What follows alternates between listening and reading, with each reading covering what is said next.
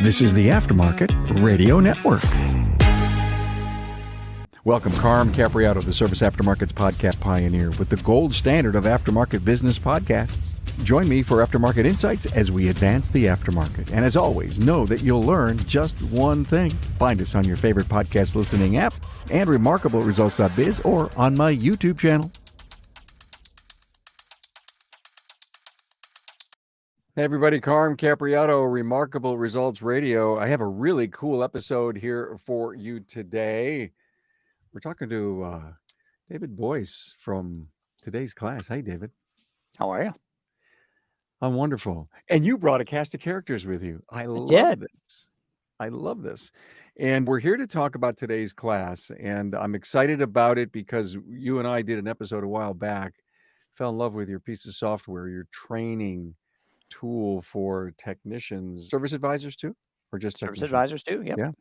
And I'm talking to a bunch of people that use your product. So I absolutely had to say, hey, tell me where we are, what's going on, the strength of your great product. And there's so much to talk about, leveraging the smartphone to maximize technicians' learning potential, the strength and the weaknesses of how your product works as a learning device that's available online on the smartphone. But I'm a big proponent of a training resume. Love the concept of knowing what we've attended, how we've done. And even if you don't use today's class and you send people to conferences or you do online training, all of that should be recorded, not only for the sake of the technician, but the sake of the owner of the shop, so that when new stuff comes up, they're always looking to see, what are we taking? How are we doing in it? But then there's always that, how are the assessments working? And how long has it been since I've taken that last class? And I know you have dealt with all of those issues with your software. And we also have a great couple of use case area, at least I know one use case with Tenise and Weston, and we're going to introduce them in a minute. And of course, Rich is here, who's a shop owner, and Matt Fanslow is with us. I think everyone knows Matt Fanslow. Now, David Boyce, president of today's class, has his great online learning organization that's been supporting the automotive industry for more than 20 years. Prior to joining today's class, David managed software consulting organizations, big names like Oracle, Accenture. He holds an MBA from Purdue University, smarter than me, and a BS in industrial engineering from Kettering University. Weston and Tenise Chapman, husband and wife from Black Hills Tire, Rapid City, South Dakota. Hi, guys. Hey. Nice to see you. Rich Young is here from Charlie and Ray's in Essex, Maryland. 30 years in business, Rich? Hello, Carm. Yes, sir. The company has been in business for 30, but it's new to me. I've been there for 2 as the owner.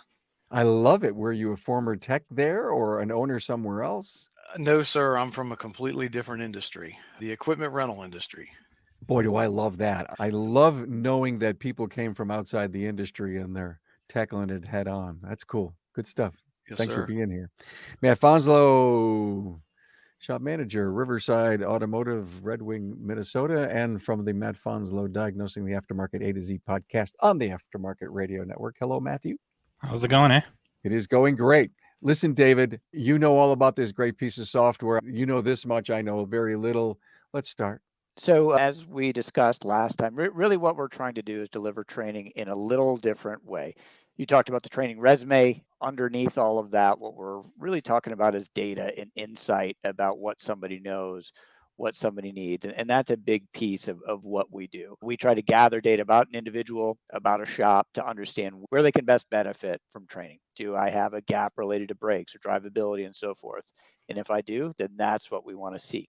And the way we do that is leveraging technology that's called adaptive learning. And we try to make this very accessible. You mentioned mobile phones earlier. We're trying to deliver training sessions in a way where they're adjusting to the strengths and weaknesses of your team, but served up in a way that's easy to access. One of the biggest challenges that folks have in terms of getting training is time. 1 hour segments, instructor-led events that are maybe an hour away. Sometimes those are barriers that will prevent people from getting training. And the less frequently they get training, the more difficult it is to close those gaps. So really trying to look at it in a little different way, make it very accessible, make it very data-driven, and then work with shop owners like the folks we have on the call today to learn a little bit differently about what other areas we need to pursue. So for example, whether that's content related, service advisors, drivability, HVAC, you name it.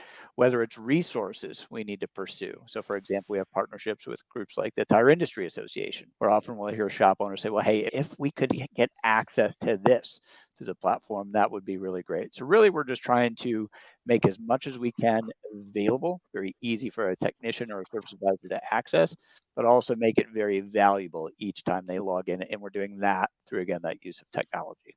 So, as you all heard, David set this up. Obviously, you're sold because you have his product and you're using it. We would love to hear how it has helped, benefited.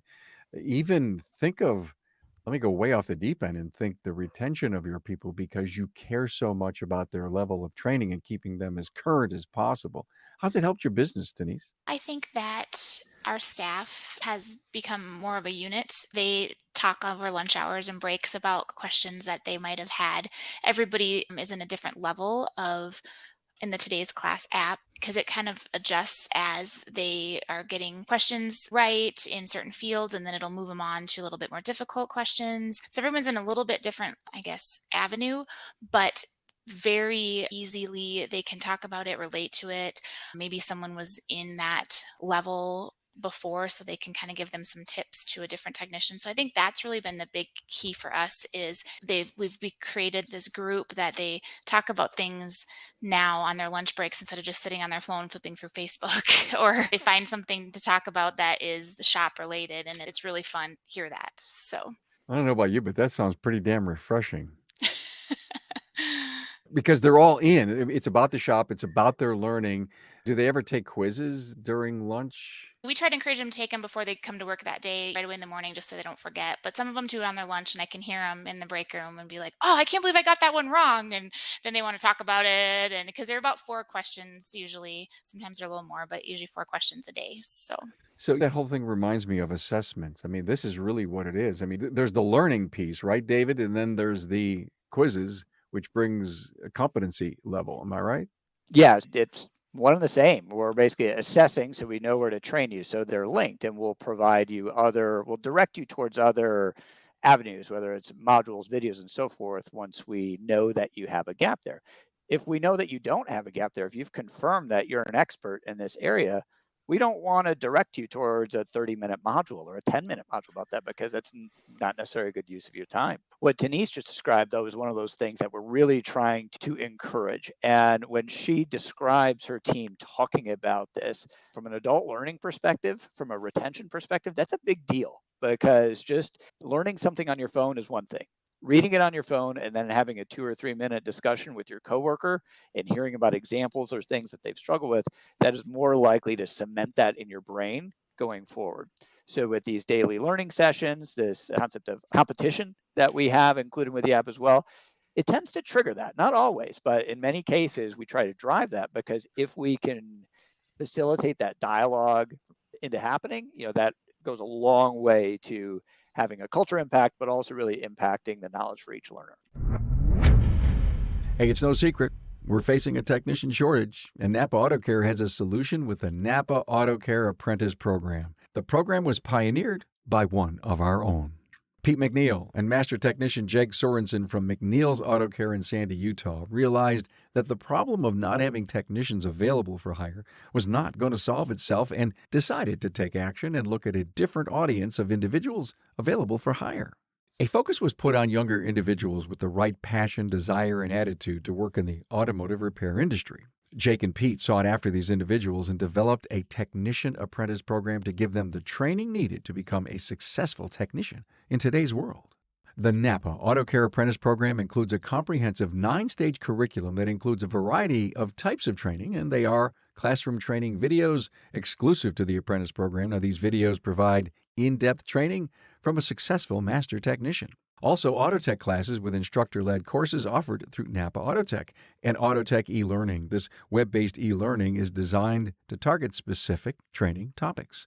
And finally, hands-on learning. The apprentice will apply the skills gained from the classroom training videos, Autotech instructor-led training, and Autotech e-learnings in the shop with the guidance of a mentor. The apprentice program curriculum is competency-based, meaning an apprentice can move through each stage at a pace that best suits them. Most apprentices complete the program within 2 years. Upon completion, apprentices will have earned ASE G1, A4, A5, and AC certifications, adding industry validation to the skills an apprentice acquires.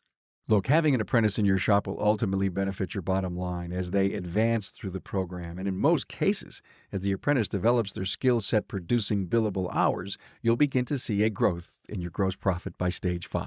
One of the largest barriers to entry for individuals looking to enter the automotive repair industry is the cost of tools. Now, keep your apprentice motivated with an apprentice toolkit. Now, Napa Auto Care has worked with our supplying partners to offer an exclusive comprehensive tool set, including a 4-drawer tool cart for all registered apprentices.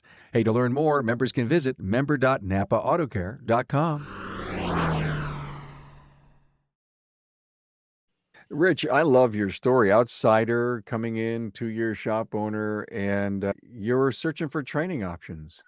And it sounds like a great one. We did. So about 4 months or so into my ownership experience, figured out pretty quickly that we were in trouble and we needed some training. I had a great group of folks. A previous owner didn't do a whole lot in terms of training.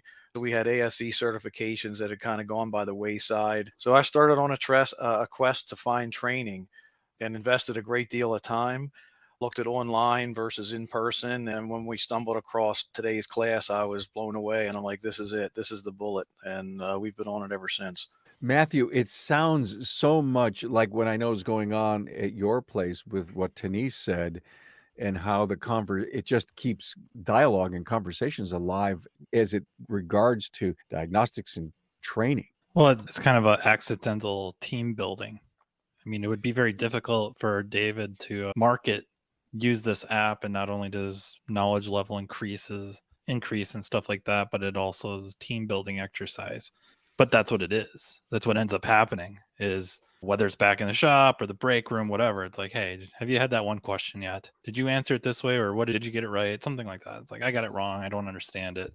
And next thing you know, they're kind of finding the answer together. Or, in our shop, I guess they can come to me and I'll explain it and stuff like that. But I think even without someone to ask, finding the answer together, working on it together, yes, knowledge levels are going up, and that's great. And I don't want to even say that in a way that sounds like I'm diminishing it, but you're also getting this team building thing. Like, now they're even more apt to go to each other and ask questions and work together for the betterment of the shop entirely. Weston, question about training culture inside the business. This almost like puts it up about 30 notches. Yeah, it's huge. We're so heavily involved in training in any way we can do it. We've flown trainers in for private training in our shop. We do tech fix. We did a bunch of ATI trainings. We've done every kind of training we can possibly get our hands on. And consistently, today's class training is the one that everybody's doing. It's quick, it's easy, it's in the palm of their hand. So we see just the buy-in is so much higher. They're involved more. There's sideways pressure from each other. They're always like, hey, did you do your quiz today? Did you do your quiz today? Let's make sure we all did it. The competitions have a lot to do with that. So that's been a lot of fun. But it creates a lot of chatter amongst the guys with each other. Did you do your training? Did you not do your training? Have you had this question? It's just been phenomenal. I always look for pearls that seem to drop from the tree of life during my podcasts, and I just heard one of them. Sideways pressure.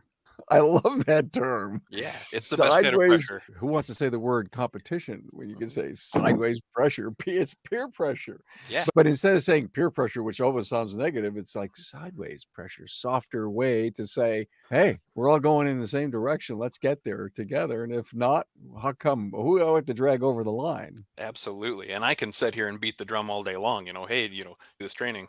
But if the guy in the bay next to him is asking him, or if the service writer is asking him, it just means a lot more. I think they take it more seriously. And that's one thing we've worked really hard to leverage, both technology, but also how we deploy to an organization as well, because motivation is a big deal here. So we believe that these technicians and service advisors need to learn. How do we motivate them to do so? Relevancy of the content can play a role. So that's part of the adaptive engine. If we're pushing content that's relevant to the learner, they're more likely to be engaged with it than something that is irrelevant to them. If they have an opportunity to earn points or be the top person in the shop or be part of a shop that's competing against other shops, those are all tools that we use to try and drive them to train each day.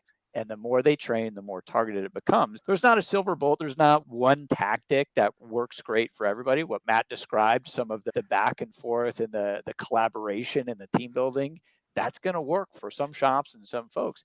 Other folks, when it comes to being number one on the leaderboard or winning items through the platform or recognition, those are other. So we're trying to come at it from a broad way and recognize everybody's a little different.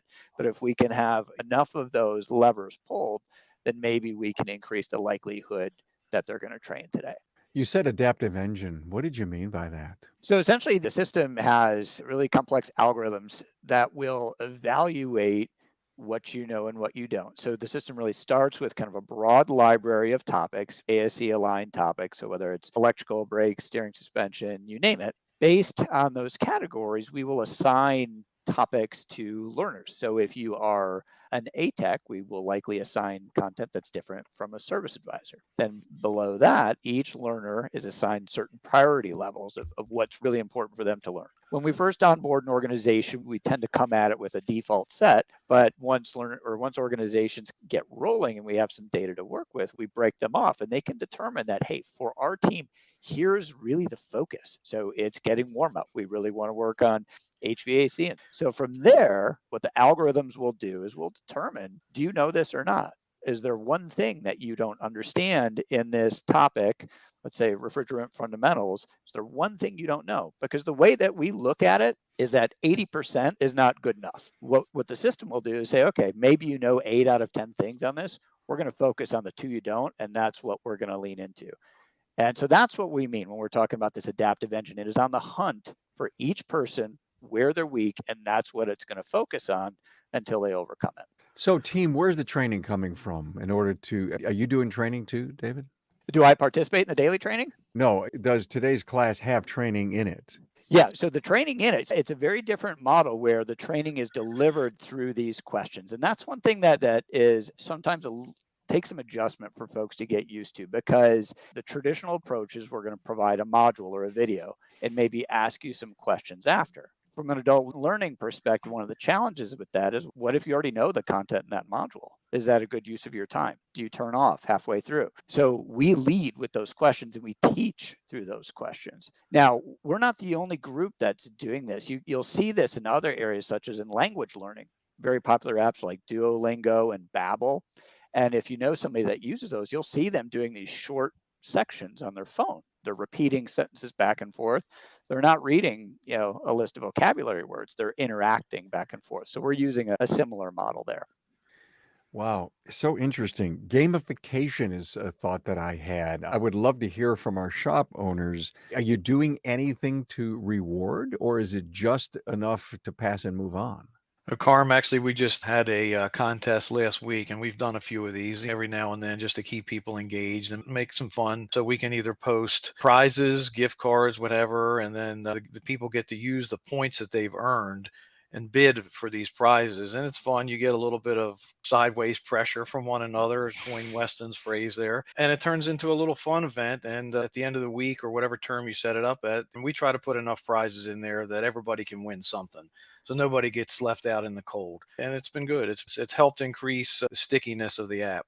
So I've got this thought, and I've been saying these words a lot lately on a lot of my shows. The words production apprentice. And so why are we calling a GS, a general service technician, a starter upper? I'm going to call him production apprentice, because that person with the words apprentice, got to be some learning curve there. We got to teach. He's got to want to learn. We got to teach.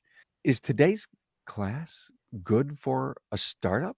Yeah, so what we can do there, so the platform is really flexible. So for groups that are looking for more of a structured apprentice program, we'll do something a little differently than I described a moment ago, which is a little more flexible and adaptive, to use our word. So we have the option also to create very structured paths. So if you've got an onboarding process where step 1 is they're going to do let's say a TIA certification. Step 2 is they're going to knock out this course. We can do that. And that includes both content, which could be modules or videos.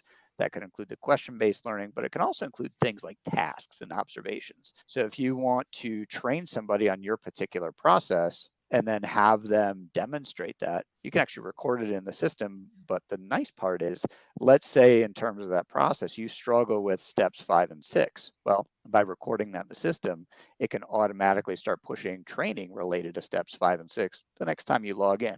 So basically it folds in. It's another input to the system assessing what you know. Matthew, have you ever used it for a person who needs some at the ground level? Yeah, we had it on with everybody from master tech level down to, apprentice or greenhorn or whatever you would like to qualify them as. So at one time, I think we had 5, maybe 6, 5. I think it was 5 techs on it at one time of varying ranges and varying levels of experience. So even though one may not be a master tech, they've been doing this for 20 plus years and focused on a certain, maybe more mechanical type repairs. So they bang through maybe the brake section and stuff like that, but then the electrical section would be where they would get a lot of the learning, and then of course creates discussions during whenever we would interact. I don't want to say always during break time or lunchtime or whatever. Before work is working side by side, they might fire a question about, I thought I understood this. It has a volt on the ground. What does that mean? Creates a pretty good topic. It's almost like a particular question can live for the day. Yeah, in or week. discussions, right? Even a week, Matt. And think about the constant thinking and thoughts and the camaraderie over that, if you will, that culture of training, Weston, that is so important. Anyone here recently within the last 6 months hire a new technician? We have, You yeah. did? Mhm. Tenise, describe to me when you're in that interview or describing your company. Tell me about your company. Do you provide training? And you described today's class as a training engine inside of your company. What kind of reactions are you getting? I'm not really sure what I'm supposed to do with this. Like, you want me to be on my cell phone? You know, and as far as I know, we're the only one in our community that is using today's class right now. So we recently hired a technician from the dealership in town, and he's was like, "What do you want me to do?" And I'm like, "It's really fun." And so I like show him, and I'm like, "Okay, well, don't look at my scores because I'm not very good at any of these break questions." But so I showed him around, and then you were Weston, you were showing him yesterday a little bit, weren't you? And talking about hmm because he wants to get ASC certified, so you're showing him how to use that to help with that. Yep, exactly. So I showed him how to get into the different modules where if he wanted to go in and train on some brakes, or if he wanted to go in and train on drivability, he could watch the actual videos and modules and do those kind of above and beyond the daily trainings. And it's just so easy to use. He's loving it. So he's pretty excited to go through and start taking some ASE tests. So You dropped the ASE bomb on us here. And of course, David, I believe your software has ASE preparatory training, right? Yes, we don't kind of frame it officially as that, but it certainly leads to that preparation. And the way that it plays with that is that if we're talking about any area, let's say brakes, you can measure exactly where you are in terms of your prep for each of these stages. So we've got 4 levels of difficulty within the platform. And typically once you get into level 3, which is really about applying that knowledge in a situation, you will see questions in the platform such as Tech A said this, Tech B said that. And that's really where you get into your prep there. But the other piece of this is that the system focuses on reinforcing it over time as well. You may not be taking that ASE this week, but you might be studying, you might be learning about power assist this week. What the system will do, and this is helpful not only from an ASE certification perspective, but retaining your knowledge, is that it will continue to cycle back. We recognize that you're not going to see something, learn it, and it's going to stay with you forever and ever. It's just not. So what the system will do is it will come back and reinforce that knowledge over time. So if it takes me 3 or 4 months or longer to prepare for that ASE or to learn this concept, you can rely on the platform to be keeping you sharp 6 months down the road, 12 months down the road. So from that aspect, the fact that it'll keep you sharp and you've got really good visibility to where your remaining weaknesses are before you go into that testing center, you've got that level of visibility and can kind of hone in on the areas that are still gaps for you. Thank you. Tenise, Weston, you said you had a case study to tell us about. Are you talking about our competition we had, or? Oh, maybe I was wrong. Who had the case study? Yeah, you have a use case. There's a specific use case that you wanted to tell us about? Maybe I was wrong. I think 2 things, I guess, that jump out to me when you say that is we employ a lot of really young techs. Mm. Okay. So, I mean, 17, 18, 19-year-olds, and they're incredible. to move sideways a little bit, but these young kids are amazing. And we've really pushed today's class hard with these kids. And it's really fun to watch because, like, I was just looking at Rylan, who started with us when he was 17. He's 18 now. We're putting him through school this fall on a full ride scholarship to our local VOTEC. And he went from 30% like baseline knowledge in these tests. I just checked today, and now he's at like 88%. So huge growth, huge lift in his knowledge that would have been impossible for me to, there's no program to get a 17-year-old kid into while he's working all the time. Weston, can you see the areas of strength that he has Oh on yeah, the app? absolutely. Yeah. Look at it. Tell us what his top strength is. Can you look? Yeah, absolutely. Don't mean to hold up our podcast, but I thought No, you're good. this is kind of an interesting Yeah. question. And the student, David, while he's looking, the student and the owner can see, a composite of all of his. Yeah. So we think it's really important to know where you are. So any individual can look at anything that they have touched. They can see that I have seen this one question about wheel alignment 4 times. I got it wrong the first time, and then I've seen it 3 more times since. And these are the dates I got it right. Here's what I selected. All of that visibility is there. Now, the management team can do that also. They've got access to other reporting dashboards, some that are kind of a deeper view from a desktop view, but there's also a web app where you can go in through the app and see highlights as well. So depending on the comfort level with kind of digging into data and reporting, we provide that in different ways. Yeah, so Karma got it up here.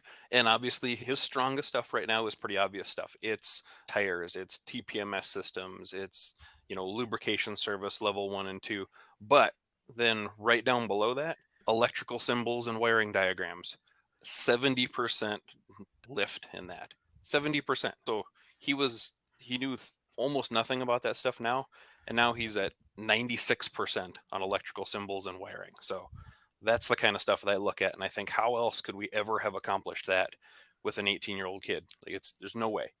I don't know about all of you, but that's kind of impressive. And that, Matthew, when you think about the youth that we need to bring in our industry and to groom them and grow them and teach them, Weston, I mean, you talk about a use case, best case, pretty powerful, right, Matt? I mean, extremely. And what will be more interesting is a year or 2 from now to watch them, because I got to watch how I word stuff, because this can come off dismissive. But it's easier to go from 0% to say 50%, or it's almost like lifting a weight. You get it up to your waist, and then you got to push it up like this above your head. Well, that's much more impressive, that next step. And now, to agree with him, I'm not disagreeing with him with any of the thing that I said. To further support what he's saying and where this goes is that there's really no good systems available to us, really beyond today's class, that allows us to take somebody from that low level and work them up to that 70 to get ready for that big push to 100%. Because I think Dave mentioned a little bit earlier, okay, 80% isn't really good enough. And that's kind of the American thing, is like, if you know 80% of something, that's an A, that's a B, you're going on. We're talking more like mastery level and teaching to mastery. And that's a very it used to be an American thing. You hear it a lot from Khan Academy. That's really what Mr. Khan pushed for, is teaching to mastery. Well, that's what we're talking about here. And not to take things and go in a different direction, but it's important to note kind of an elephant in the room. It's something David, I think, really hinted at, is retention rate. The conventional way we are taught, the retention rate is extraordinarily low, and probably not something we're going to go too deep into. It's something that Paul Pate would probably be a really good guy to get involved in this, and maybe George Menchu and that type, about how we learn, how we retain information. But one example is, feeding off yet another word that Dave dropped, the socialization. You send somebody to a training event, weekend, whatever it is. Don't pick your favorite event or whatever one you heard about. You send your text to that, and they go to some classes and whatever. The retention rate is going to be terrible. And it's not bashing on them. It's not bashing on the class. This is how we learn. But what they do retain is the networking afterwards. So if they're sitting in the, whatever communal area, shooting the breeze with somebody, and they're telling them a story about a car, they'll remember that. They'll remember that months from now. And this app, with the reinforcement, allows these guys to retain this information for months and years. Yeah, what I would offer there is to think about it in a different context, because if somebody attends, let's say, a 3-hour course on drivability, I think it's unfair to assume that they're going to, first of all, absorb everything that was covered, and two, that they're going to remember it forever. Think about it in a different context. We talked about the language learning app Duolingo a few minutes ago. Imagine sending your team to a 3-hour course on Spanish or German or something like that.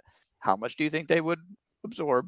And how much do you think they would remember 2 months down the road without any level of reinforcement? If you think about that, it's probably not very good. So it's just something to consider when thinking about our expectations about, again, how much we can really anticipate a tech or a service advisor to kind of soak in and then be able to apply 3 months down the road without any reinforcement. What we're trying to do is just recognize that as a reality about how the brain works, and let's work within those constraints and find tools to take advantage of to address that as best we can. Who was it that was saying we send our people to all kinds of training? Was it you, Weston? And so the question that I love where this is going, by the way. Great stuff, everyone. You're not taking away any kind of live training that comes to town or bringing in a trainer, but that's a component. Today's class and other training, they need to work together. As much as the forgetting curve is there, the retention piece, like you guys are talking about, it's almost like, can you do one without the other, or they both have to work? Well, that's what the app can help more, is you go to a class and then they come back, and not saying that the app's set up yet. I think that might be in the future to work with that. But if they get questions kind of in that subject area, there's the reinforcement. Even if I go to this drivability class, I don't do very much drivability. I'm going to go to the drivability class so I can do more of it.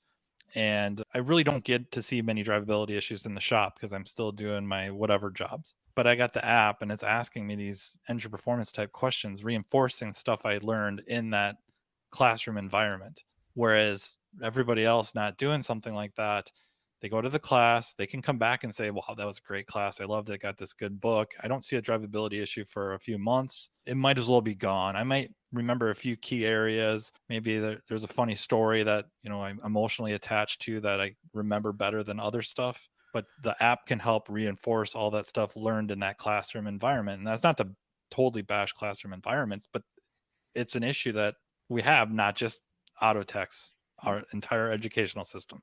Well, a lot of times those classes where we're at, they're put on by, the parts stores or something, and they don't start till 6 o'clock at night. So our staff has worked a entire day, and then they're expected to sit through a 3-hour class. They're not retaining as much information as they could. So hopefully they pick up little nuggets of information, and then they can use the today's class to cement that and keep it fresh in their mind. I totally agree. Yeah. And we don't in any way intend to, these things work hand in hand. What I would ask people to just think about is just be aware of that. Be aware of the fact that people may not forget or that they may not retain it forever, because it's just kind of the way things work with our brains. And think about all the other information that we're absorbing each day. We just need to keep that in mind. So we work very well with groups and planning for trainings to try and combine that, identifying audiences that are ready for that advanced level training. As Matt said, coming out of a training, being able to reinforce it. I think Rich said that there's not a silver bullet out there, and I would agree with that. I think we can play a good role in this overall equation. But at the end of the day, it's a tactile environment. You got to get your hands on these components and see it in person. I think where we can really support that is, getting people some of that knowledge so that when they walk in those classrooms, they're really prepared, that they can take advantage of that time. Then after the fact, if we can help them cement that, to use Tenise's word, I think that can go a long way. But that's how we would position it. Yeah, and Carm, I actually had the opportunity to experience the kind of how they work hand in hand firsthand. I shut the shop down back in March and took the entire team to Vision. And when we got back, there was a lot of reinforcement going on. I could hear people discussing things that they had either seen or were seeing currently that they took training on while they were in the Vision conference. So there's definitely value in doing dual training avenues. Like David said, small bits, constant reinforcement, because you're not going to remember everything. And we've tried the type of training that Tenise mentioned, where you go to these after-hours sessions and they try to cram 8 hours worth of work into 3 hours, and you're lucky if you remember 2 things. So it helps, but this seems to be much more efficient and more effective. So I remember talking to a shop owner, and I said, so what kind of training are you sending your people to? And he goes, my techs, they won't go to training. Of course, Carm's next question is, who owns the business? Okay, I took a shot. And I just wanted the shop owner to think that answer through, right? And for shop owners that are struggling, and there are some out there that have yet to get out of the hobby mode and become professional, and they know it. They kind of see the changes, the metamorphosis that they need to make and to grow a better business. And they know that training is so critical, so important. It needs to almost start now. So people that say, "Hey, listen, I can't, I don't want to go to training. I can't go to training. I won't go to vision. I won't do this and I won't do that." What if you brought in today's class and say, "Okay, well, that's great. No problem. You don't have to go anywhere. Let me see your phone. Let's start." And you prove to them through the learning management system, through the assessment program, that they need training. And I think, to me, this could be a tool. If you can't sell training hard enough, you can't demand it or make it a part of the employment arrangement, this seems like it would be a perfect tool. It's humbling, I'll tell you that. I'm an L1 Master Tech, and it finds your weaknesses and it screws right down into them. It can humble you a little bit.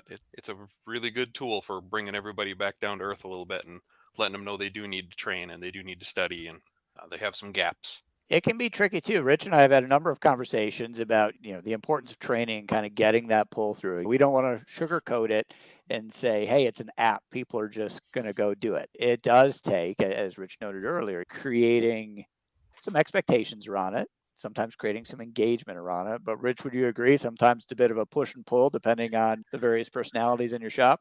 Absolutely. Some value training more than others. Talk to people one-on-one and they'll all tell you what you want to hear. But sometimes it's like pushing an elephant up a hill in order to get people to do the training. But you got to do training. This is a very technical business. And I think for the most part, the techs that are engaged and are in it for the long haul see the value and understand that they need it.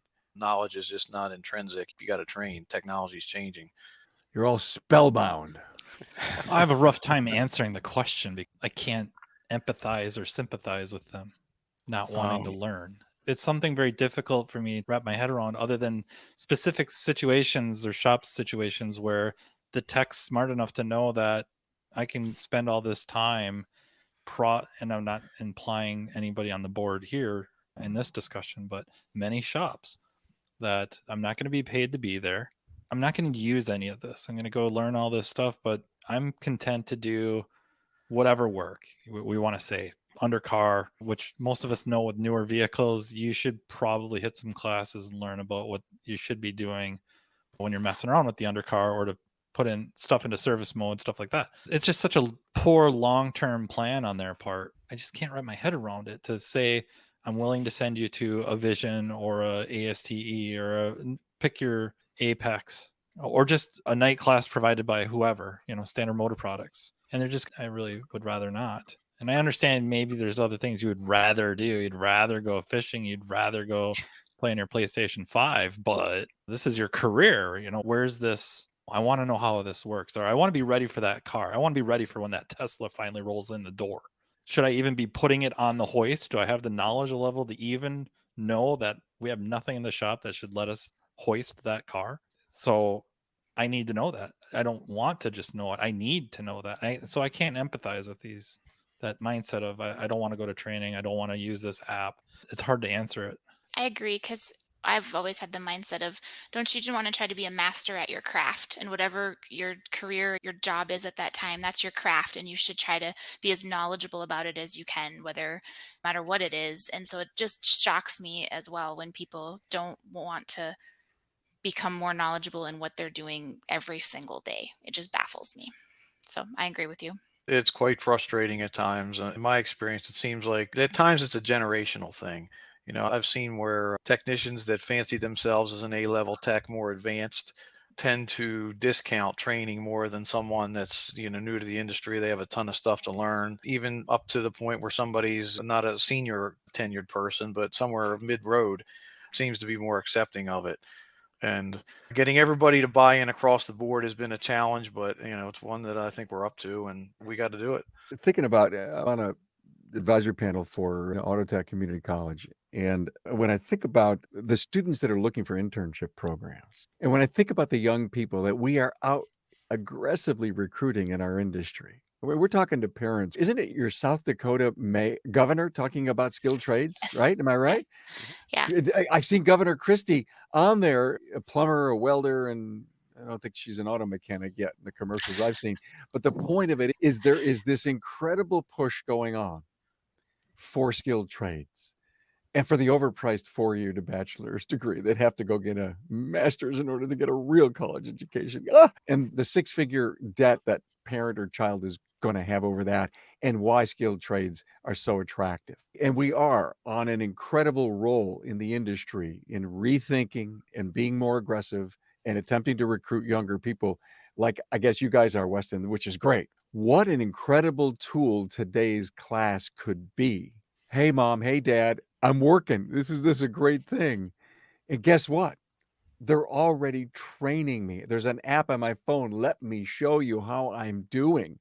A lot of times we don't have things as a young person to go back and say to friends, to peers, to parents, look at what's going on inside the place that I just went to work for. Look at what they're doing to start to train me. Who would have ever thought the automotive repair industry, these greasy mechanics, look at what they're doing. I got a beautiful uniform. I got an app on my phone about training. What a tool. I'm not trying to sell your product, David, but I maybe am so convinced that I hate to keep using the word cool over again. Maybe there's a better word, but am I crazy, everyone? Am I crazy the way I'm thinking here? Well, I mean, you're definitely Not at crazy, all. but not crazy for what you're thinking. It sounds like a good sales pitch to be an auto tech. Like, don't get me wrong. We got to give our techs a light at the end of the tunnel. Like, there's got to be justification for choosing this as a career compensation wise, especially versus the other skilled trades. But the stuff you're talking about, if you could become an electrician or a plumber, the stuff that changes for the most part isn't so technological. It's maybe building codes. A few things here and there, right? Plumbers now don't solder as much. They're a lot more crimping. And electricians, I guess solar a little bit. They're putting in power walls and solar panels probably more than they would ever have years ago. But for the most part, they don't have big advancements like we have. And so this continual learning, I would think, being some of these other trades, when stuff doesn't change, it gets kind of boring, right? You can just be kind of a zombie mode and get by. And I don't, maybe that's appealing to people, but it wouldn't be appealing to me. I like the idea of constantly learning new things and increasing my skill set and stuff like that. That sounds like a really good sales pitch, which ties directly back into today's class, is that you keep expanding your skill set. The last No, thing I'd good. say, Carm, based on your note, is that I think for somebody young, the traditional online learning approach was available in the early 2000s, right? That's kind of where we started in the online space. And I think it is reasonable to expect somebody that's 17, 18 now to have different expectations than maybe what their parents did 20 years ago from a learning experience. We believe it's shifting. We think mobile's a part of it. We think adaptive learning is a part of it. Personalization, like everything else we see online. We think accessibility is a part of it. So we think that that's going to shift. So again, when you think about that kid who's maybe 18, sharing how they're learning in a different way, I think it is realistic to expect that should be a couple steps ahead of the model that their parents learned from when they were first getting their feet wet with online learning. Great point. Look at everyone. I'm going to just give you each about 30 seconds to give a final last word or sum this up. This was a great episode. Thank you. I think we challenged the industry to think way beyond the box, break the box, actually. And thank you all for your honest assessment of how today's class is working for you. And David, thank you for bringing this together. Rich, any final thought? Carm, I'm not sure where we would be today with the training app that we have. As I indicated, a few months after buying our business, I felt like we were in real trouble, and the traditional learning, we just wasn't going to get it done. This is very comprehensive. It's easy to use. It's portable. It's mobile. People can do stuff at night, on the weekends, wherever they are, on vacation. We don't obviously push people or advocate for that, but if they feel the need that they want to do training or learn something. And I looked at a lot of mousetraps over the course of about 9 months, and this is by far the best piece of software and mode of delivering content and training to my folks that I could find. So I don't know where we'd be without it. Thank you. Wow, what a testimonial. Tenise. I think big thing is our business model is a little bit different at Black Hills Tire. We're trying to grow the industry, so we do hire young technicians and then put them through school. And there's no way that Weston could work with each one of them and get them to the skill set that they need and can learn. He just wouldn't have the time to do that with every person. And so today's class is clearly taking that place and helping, so he's still there to help them, but he doesn't have to spend quite as much time. As you can see with Rylan, like that's a huge example of how Rylan learned that just through the today's class app. So I can't think of a better way to get younger kids interested in this and grow the industry, and we're just so excited to be a part of it. So I can't help but say, though, thank you very much for that, Tenise. I can't help but think we're talking young. We got this youth movement in the last 15 minutes going, but think about our established people that haven't gone to training and discover some of the gaps that they have going forward. But hey, Weston, are you in the Bays at all, or are you working on the business? Not anymore. Now I'm strictly on the business. So Okay, great. we've got about 18 employees now. So we got 4 writers and a bunch of kids running around and some experienced master techs running around. So, and I think, speaking of the service writers, I think that's really the part of today's class that I wasn't expecting, that's really been awesome, is the training for the service writers, because we bring in a lot of non-traditional service writers. None of them were ever techs. None of them have ever been service writers before. They're all just salespeople or people that we've just fell in love with their attitude and their dispositions. We brought them in as service writers. So it's really helped us a lot to get them the baseline automotive knowledge. And then also there's a lot of baseline, and even more than baseline, people skills in today's class. There's a lot of communication questions and modules. There's a lot of just actual service writer skills that I wasn't expecting in today's class. I thought it was all mechanical stuff. So I was really excited to see that. And it's good. I mean, it's really legitimately good training for those service writers. So Maybe we should come back, David, and bring some service advisors and find out what their. And I love your point, Weston. Maybe we take some of your people who have come from outside the industry, perfect attitudes, need to learn some technology, need to learn the sell people skills, the know, like, and trust me stuff, and how they use today's class to get into that groove. I'm sure it's not 100% of training. You got to probably still get some kind of maybe live training for them, but then it comes back and it's almost like, let me see, you put the hardener in the body filler and then you got something, right? yep, exactly. Yeah, it is. It's been really a phenomenal tool that we tie into their other. Again, we have them in multiple other programs, but it's Cool. Good stuff, Matt. I mean, I think it's just culmination of everything that's talked about already, that take advantage of varying the ways your people can learn, and team that up with more conventional ways and supporting that. And then also the tools with the app being on that program, allowing you to kind of monitor everything and create what's built in some incentives. And then you could add on to that with your own. It's really sky is the limit. And I think just kind of be aware of to support the more conventional ways of learning to increase the retention rate. And then again, I just feel like Tenise said, and I brought up that it would be so hard to advertise this as part of the app, put it on the website and then flyer or whatever, or at a booth at a trade show. Like, it's going to increase the camaraderie of your shop. And then, but that's what it really does.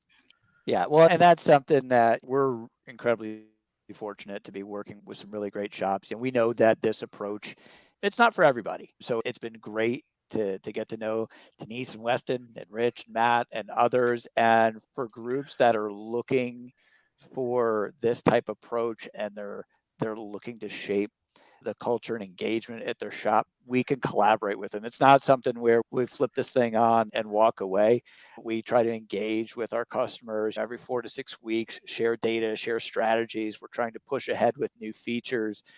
Just last week, we started pushing text message alerts on point statuses and so forth. So we want to keep pushing. But again, we're really fortunate to work with such great groups and get their feedback, because we need to learn that. We need to adjust. We want to make sure that we're responding to what our customers need. So thanks to everybody for participating. Really appreciate your feedback, and we're lucky to be working with you. David, great summary. Thank you. David Boyes, president of today's class, Weston and Tenise Chapman from Black Hills Tire Rapid City, South Dakota. Rich Young from Charlie and Ray's, Essex, Maryland. And Matt Fanslow, shop manager, Riverside Automotive, Red Wing, Minnesota. Thank you. Appreciate it. Thanks for having us. Thank Thank you. you. Thanks, Carm. Appreciate it.